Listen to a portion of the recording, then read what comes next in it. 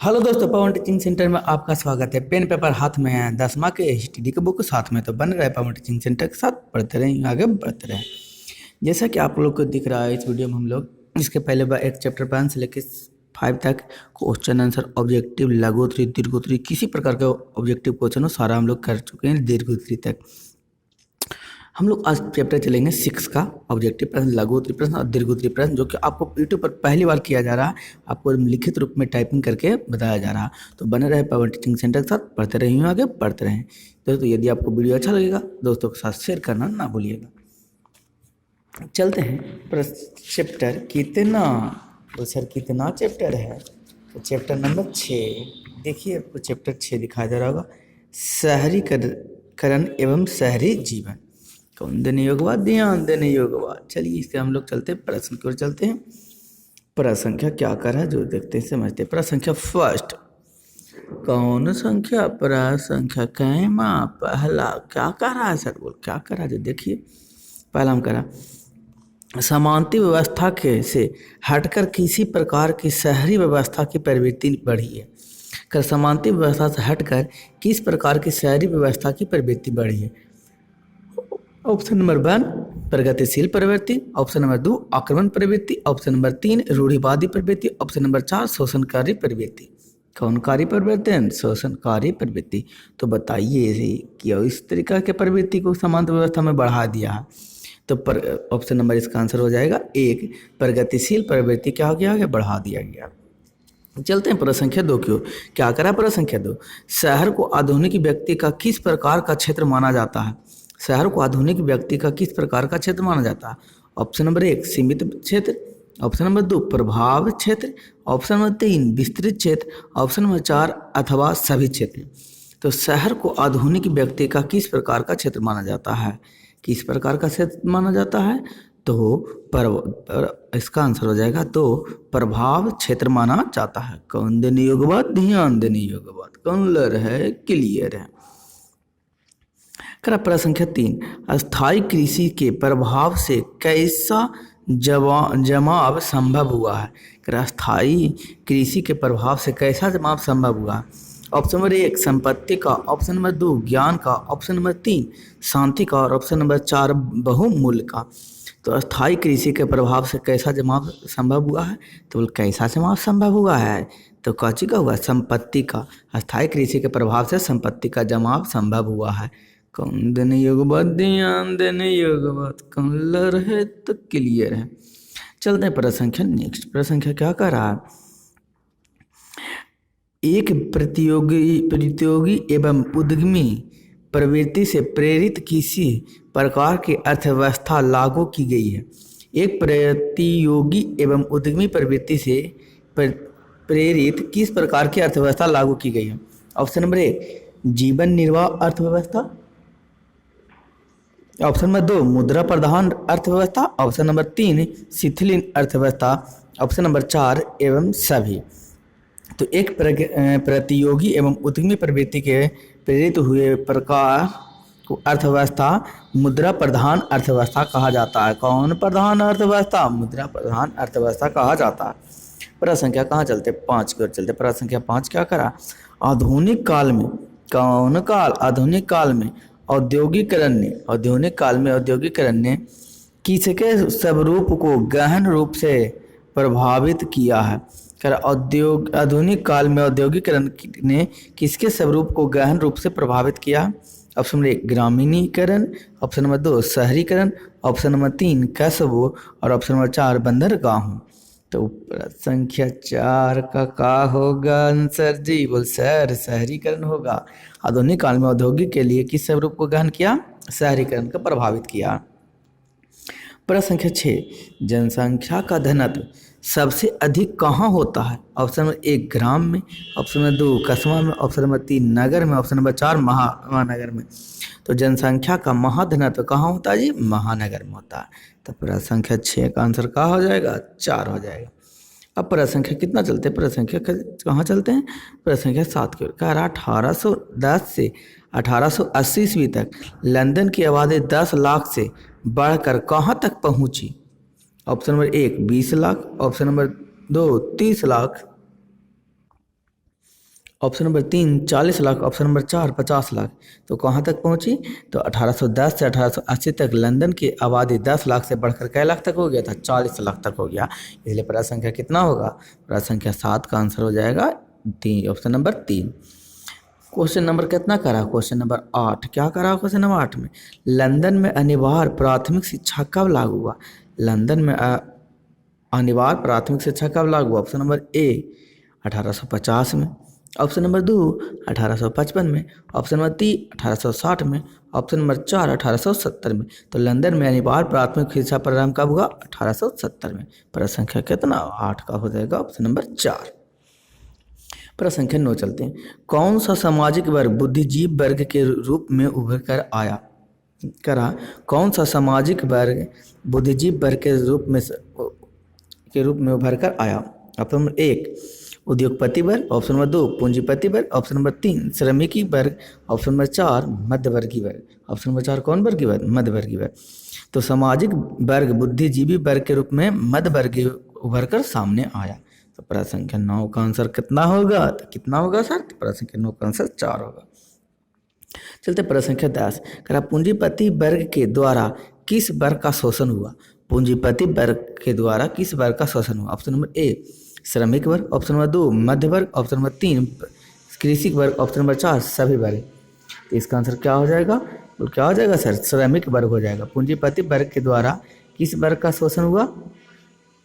पूंजीपति वर्ग के द्वारा किस वर्ग का शोषण हुआ? तो श्रमिक वर्ग का। रिक्त स्थानों को भरे। कौन स्थानों को भरे? रिक्त स्थानों को भरे। क्या करा? प्रश्न संख्या शहर के विस्तार में भवन ... का निर्माण हुआ। तो शहर के विस्तार में भवन किसका? पर फोटको का निर्माण हुआ। कौन फोटको? पर फोटो का निर्माण हुआ। ऑप्शन क्वेश्चन नंबर 2 लंदन भारी संख्या में ... को आकर्षित करने में सफल हुई। तो प्रश्न संख्या 2 का आंसर क्या होगा? लंदन भारी संख्या में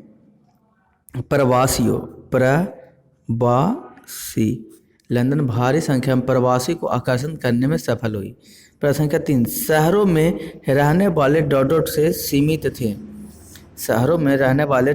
से क्या थे? सीमित थे। शहरों में रहने वाले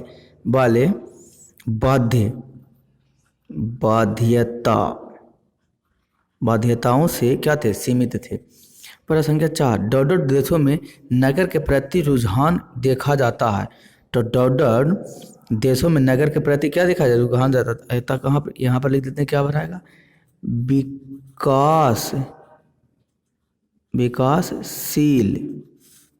विकासशील देशों में नगरों के प्रति रुझान देखा जाता है। यहाँ पर क्या होगा? ...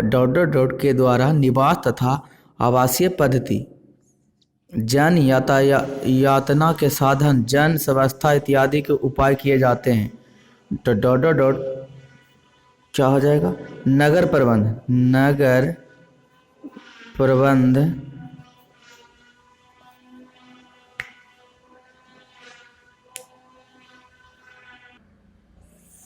समूहों का मिलान। एक में कह रहा मैनचेस्टर क्लासियर सोलफील्ड किसकी रचना थे? हो जाएगा इसका हो जाएगा औद्योगिक नगर। क्या हो जाएगा इसका? 5 हो जाएगा औद्योगिक नगर। चिकित्सक किसका है?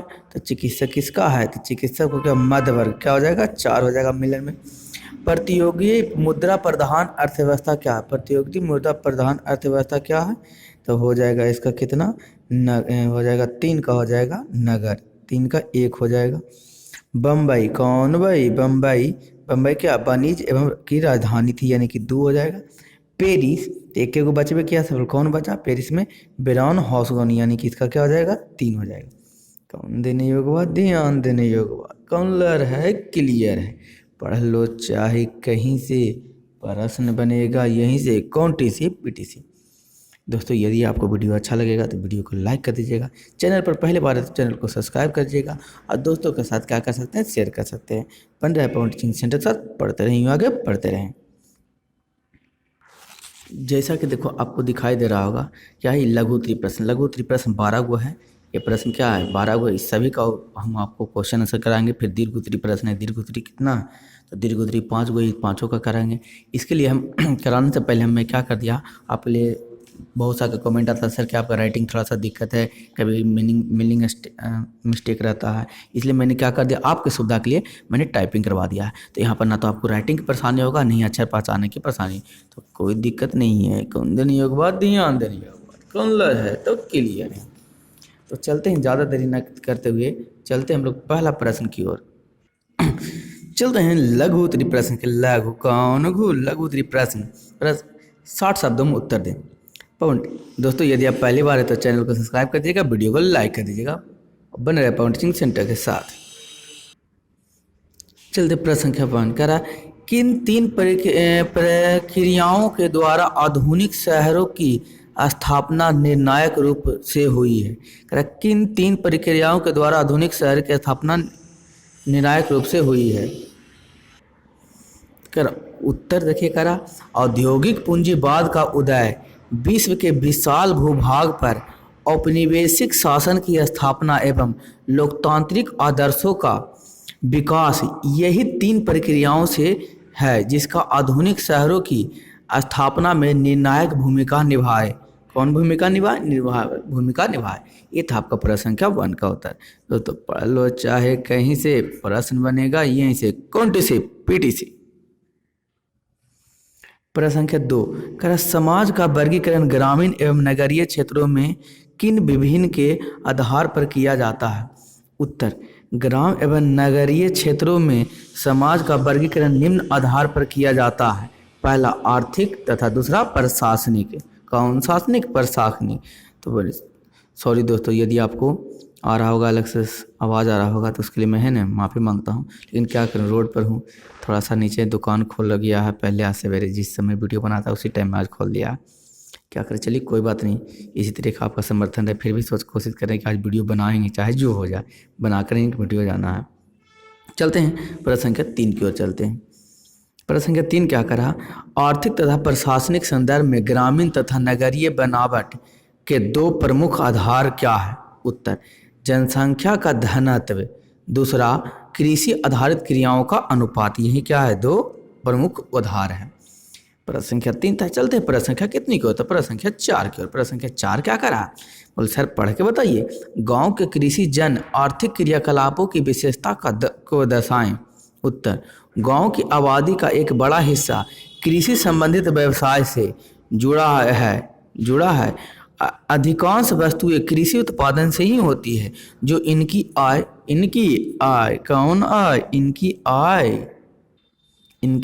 का प्रमुख स्रोत होता है। कौन देने योग बात, ध्यान देने योग बात, कौन लर है क्लियर है।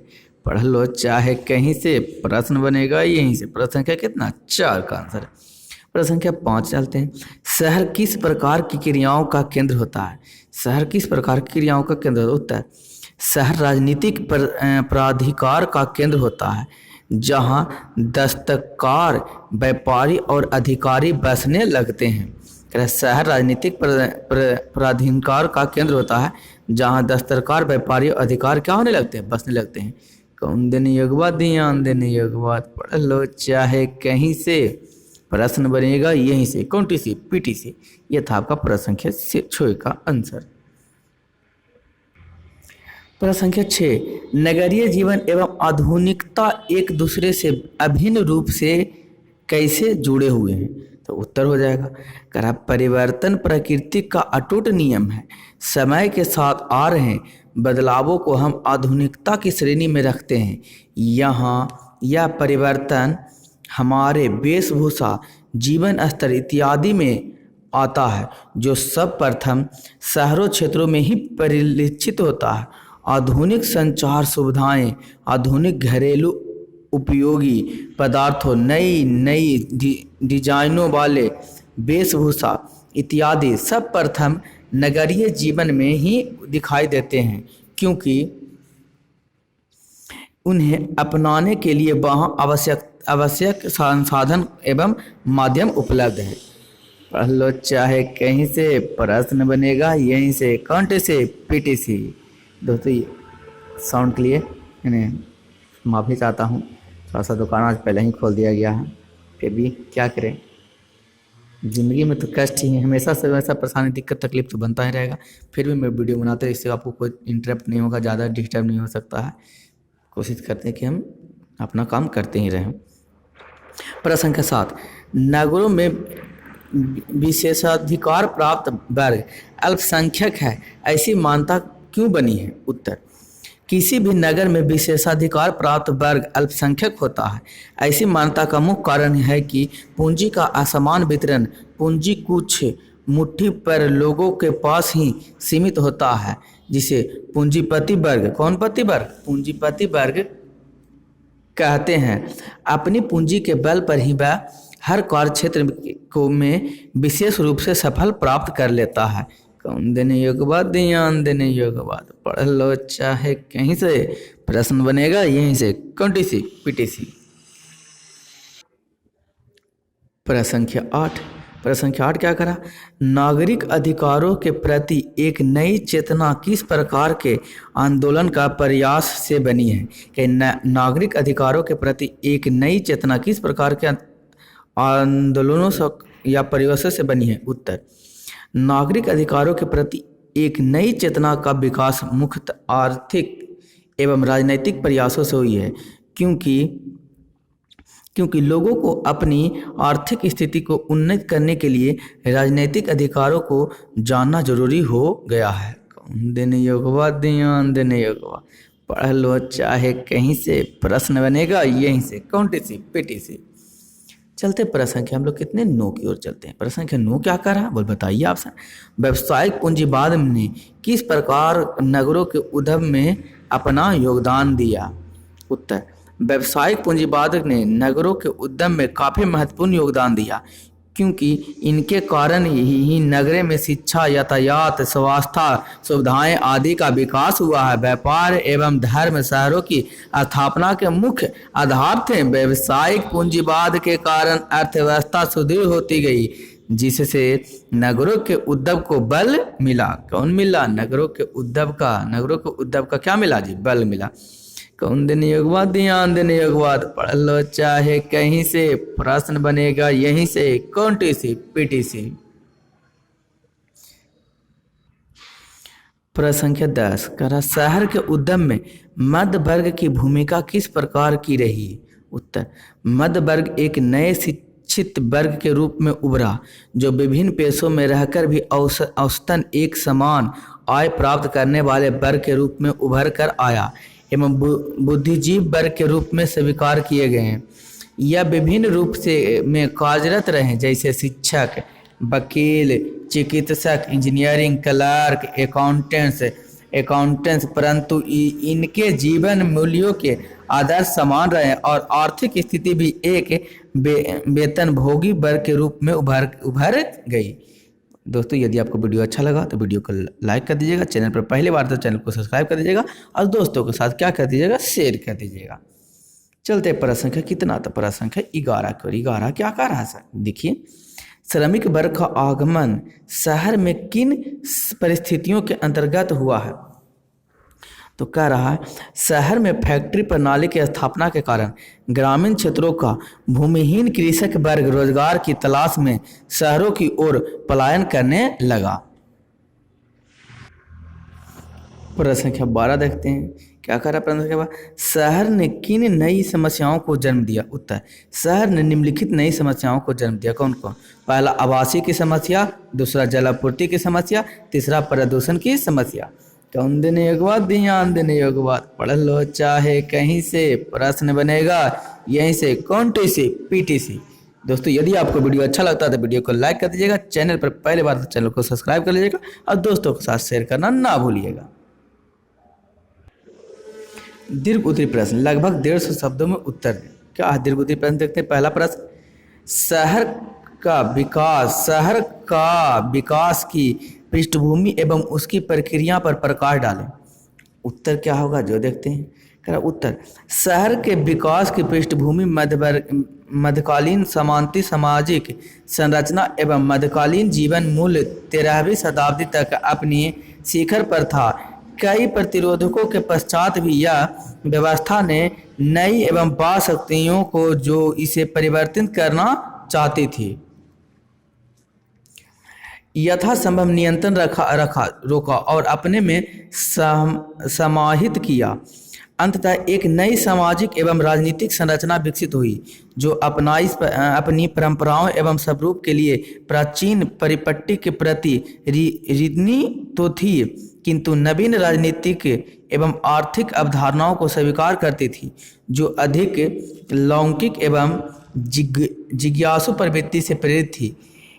इस पृष्ठभूमि में शहरी जीवन का पुनः उदय हुआ। शहरीकरण की प्रक्रिया 3 ऐतिहासिक प्रक्रियाओं ने आधुनिक शहर की स्थापना में निर्णायक भूमिका निभाई। औद्योगिक पूंजीवाद का उदय। कौन पूंजीवाद? औद्योगिक पूंजीवाद का उदय करा। अगला पॉइंट में करा विश्व के विशाल भूभाग पर औपनिवेशिक शासन की स्थापना, लोकतांत्रिक आदर्शों का विकास हुआ और इस तरह ग्रामीण एवं सामंती व्यवस्था को हटाकर एक प्रगतिशील शहरी व्यवस्था की ओर बढ़ने की प्रवृत्ति बढ़ी। अतः नगरवाद जनसमूह के एक बड़े भाग की जीवन पद्धति के रूप में आधुनिक घटना घटी। कौन देने योग्यवाद? ध्यान देने योग्यवाद। कलर है क्लियर है, पढ़ लो चाहे कहीं से प्रश्न बनेगा, यहीं से पीटीसी। दोस्तों यदि आपको वीडियो अच्छा लगा तो वीडियो को सब्सक्राइब कर दीजिएगा चैनल को और वीडियो को लाइक कर दीजिएगा और बने रहे पवन टीचिंग सेंटर के साथ पढ़ते रहिए, आगे बढ़ते रहें। चलते हम लोग प्रश्न संख्या कितनी 2 की ओर। क्या करा प्रश्न संख्या 2? ग्रामीण तथा नगरीय जीवन के बीच की विभिन्नता को स्पष्ट करें। उत्तर पहला में करा गांव और शहर के बीच काफी विभिन्नताएं हैं। गांव की आबादी कम होती है, नगर की ज्यादा। गांव में खेती और पशुपालन मुख्य आजीविका है, शहर में व्यापार और उत्पादन।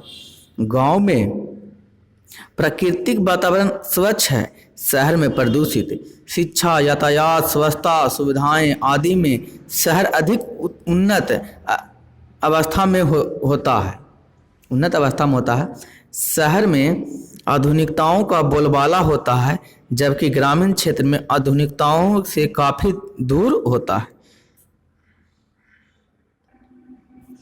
नगर में रोजगार के साधनों की अधिकता होती है, जबकि गांव में रोजगार के साधन नहीं के बराबर होते हैं। ग्रामीणों का जीवन स्तर निम्न होता है, नगरीय लोगों का जीवन स्तर उच्च होता है। ग्रामीण लोग समान तौर पर निष्कपटन और ईमानदारी होता है, जबकि नगरीय लोगों में घृणा, ईर्ष्या, द्वेष इत्यादि अधिक होते हैं। कौन देने योग्यवाद? ध्यान देने योग्यवाद। पढ़ लो चाहे कहीं से प्रश्न बनेगा, यहीं से कौन पीटीसी।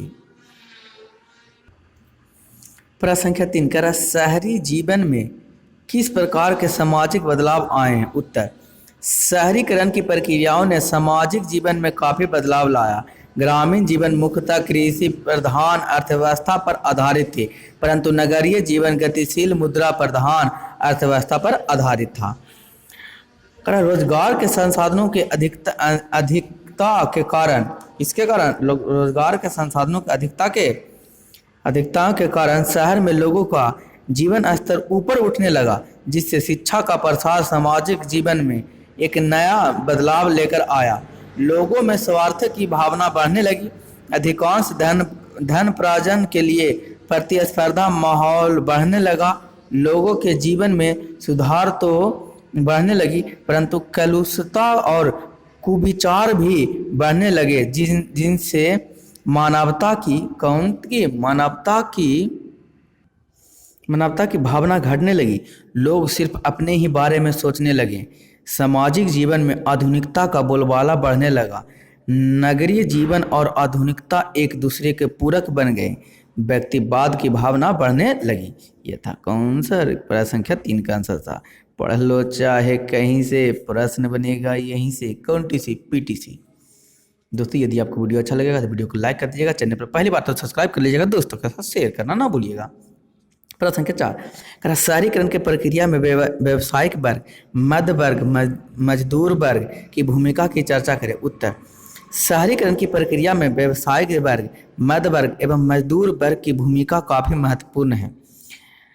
व्यावसायिक वर्ग ने अपनी व्यापारिक उद्देश्य की पूर्ति हेतु वाणिज्य कार्यस्थलों, परिवहन प्रणाली केंद्रों इत्यादि की स्थापना करना प्रारंभ किया, जिससे धीरे धीरे वहाँ की आबादी बढ़ने लगी, सामाजिक परिवर्तन होने लगा और छोटा सा क्षेत्र शहर में तब्दील होने लगा। मध्य वर्ग धीरे धीरे एक नए शिक्षित वर्ग के रूप में उभरने लगा। इस वर्ग ने शिक्षक, वकील, चिकित्सा, इंजीनियर, क्लर्क, अकाउंटेंट इत्यादि विभिन्न पदों पर लोग आसानी से होने लगा।